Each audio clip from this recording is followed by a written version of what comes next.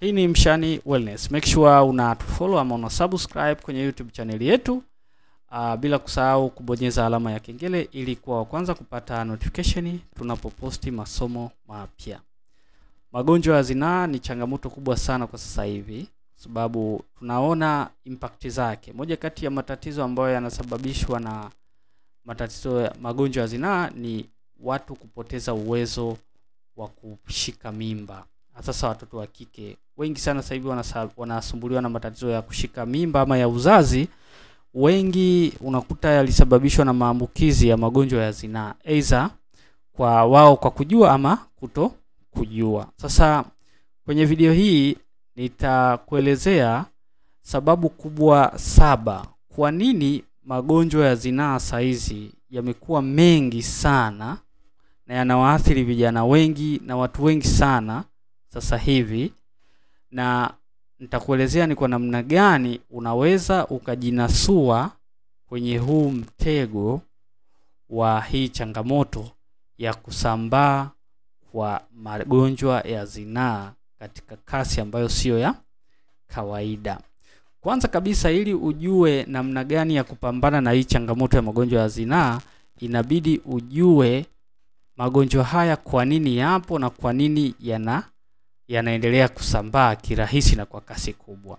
Kitu cha kwanza ni kuongezeka kwa shughuli za kingono. Sasa hivi sexy, one night stand, hookups culture, yani imekuwa ni kitu cha kawaida sana. Sasa hizi sexy ni kitu ambacho ni rahisi mno. Unaweza ukawasiliana na mtu siku moja na mkafanya sex kupitia mitandao, dating apps, whatever.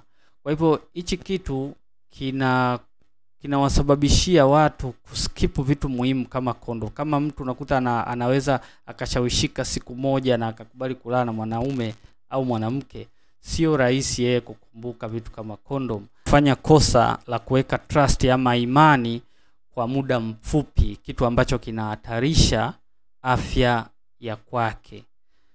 Kwa sababu mtu yoyote anaweza akapata haya magonjwa ya zinaa, basi unapaswa kuwa makini katika na kuchagua nani wa kumwamini linapokuja swala la sexual activities. Make sure unatumia ile protected sex, tumia condom kwa namna yoyote inayowezekana, hasa kwa mtu ambaye humwamini.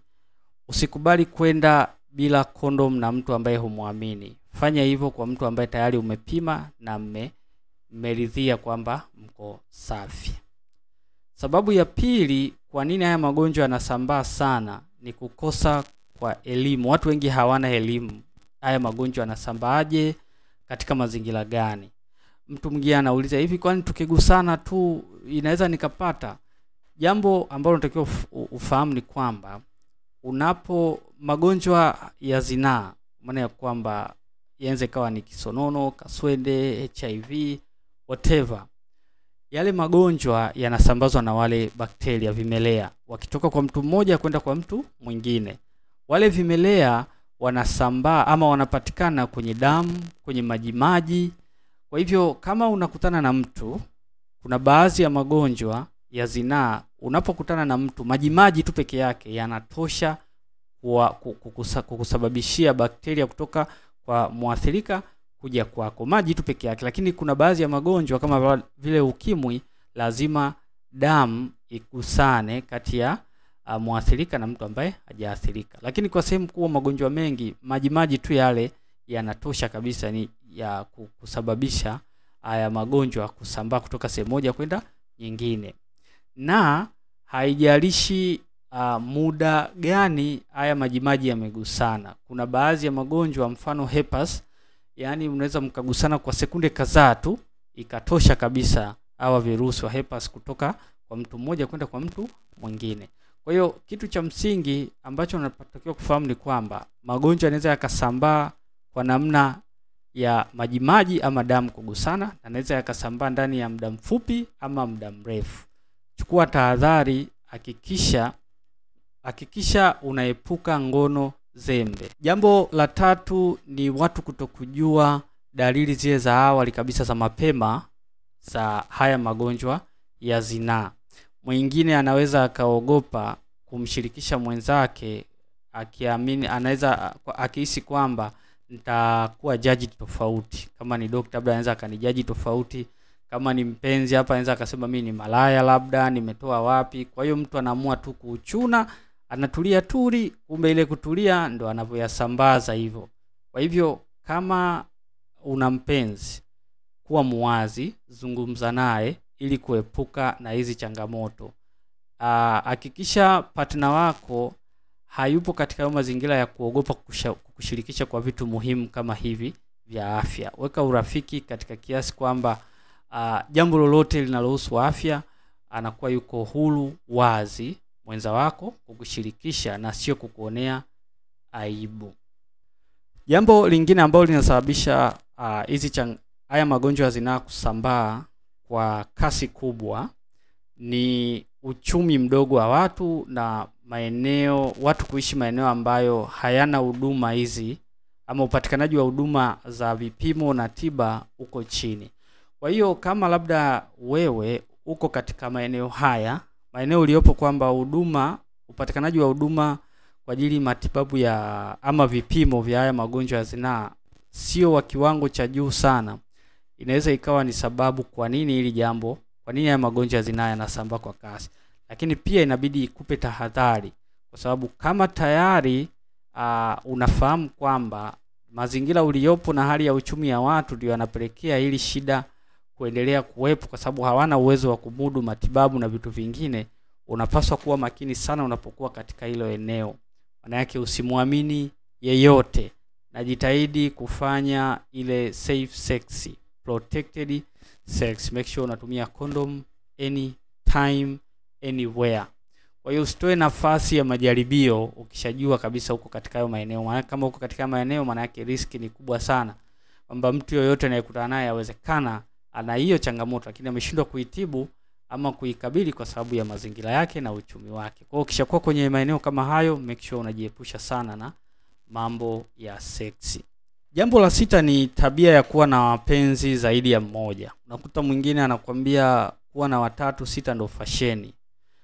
Hicho sio kitu sahihi kwa afya, lakini pia kimaadili sio kitu sahihi kabisa. Kwa aidha mwanamke ama mwanaume, unapokuwa na wapenzi zaidi ya wawili, unajiweka kwenye riski kubwa sana, kwa sababu mzunguko pia unakuwa ni mkubwa kweli. Unapokuwa na mpenzi na yeye ana mpenzi na mwingine, kwa hiyo mzunguko unakuwa ni mkubwa, cheni inakuwa ni kubwa kweli. Kwa hiyo chance ya wewe kupata maambukizi inakuwa ni kubwa pia. Kwa hivyo unapokuwa na wapenzi zaidi ya mmoja, make sure tumia kinga ili kujikinga wewe na kuwakinga wao pia. Ama kuwa na mpenzi mmoja ambaye mnaaminiana na mnafanya vipimo mara kwa mara. Jambo lingine linalosababisha hii changamoto ni antibiotic resistance. Watu wengi wanaumwa haya magonjwa na wanatumia dawa kiholela. Ili jambo linapelekea haya magonjwa kutengeneza usugu na kushindwa kupona na dawa za kawaida. Kwa hiyo mtu anaenda dukani ananunua dawa, siku moja anakunywa, anapata nafuu ya masaa, anaona yuko safi. Kumbe matatizo yanazidi kuwa makubwa behind the scene.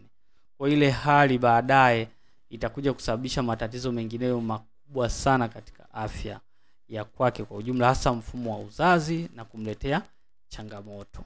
Jambo la msingi ni kujiepusha na matumizi ya hovyo ya hizi dawa za antibiotics, lakini hakikisha unafika hospitalini kabla ya kutumia dawa yoyote kufanya vipimo ili kujua kama una tatizo lolote ambalo linahusisha magonjwa ya zinaa na kupatiwa tiba haraka iwezekanavyo kabla mambo hayajawa mambo.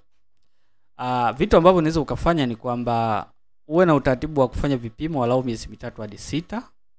Kila baada ya muda huo tumia kinga, zungumza na mwenza wako. Lakini pia unapoanza matibabu hakikisha unamaliza matibabu, usishie njiani. Lakini pia pambana na zile stigma.